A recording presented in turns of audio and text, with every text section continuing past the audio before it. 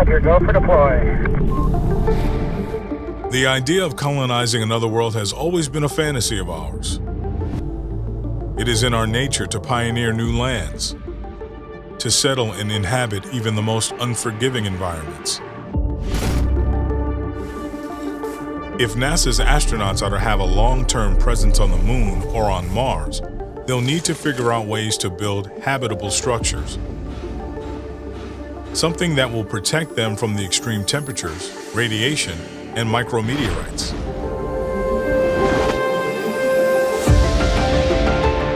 NASA's engineers face a major challenge. Shipping large quantities of cement or other heavy building materials aboard a rocket just isn't practical or cost-effective. Engineers at NASA's Swamp Works are developing a solution: 3D printing habitats on other planets using natural resources found on-site on the planet's surface. Along the way, we discovered what they are doing, and then we realized how this could be utilized for the industrial construction, how we can build the sustainable structures.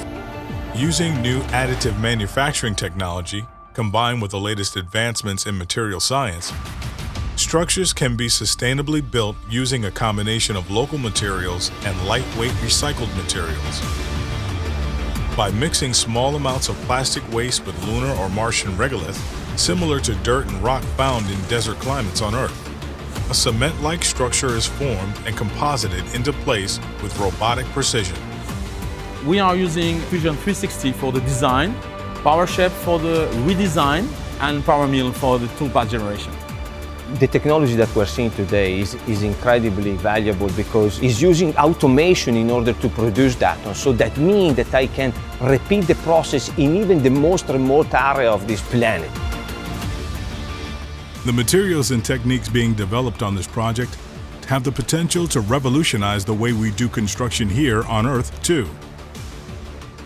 Plastic pollution could be recycled to sustainable 3D printed streets, sidewalks, playgrounds, even habitable structures.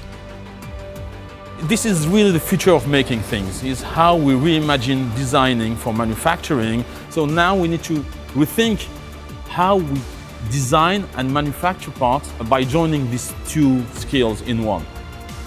We have the opportunity to advance them together in order to reach new frontier, either to impact the life here, but as well the life in the Moon, in Mars.